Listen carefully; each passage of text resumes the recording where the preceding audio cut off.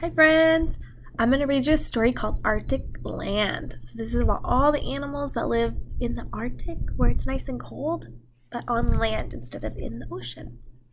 Here we go. Caribou. Mom caribou must teach her newborn calf to run. Wolf. Mommy wolf often plays with her pups. Musk ox.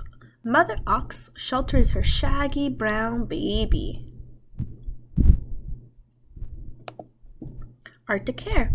Daddy hare and his family are very fast runners. Polar bear. Mother bear nuzzles her young cub.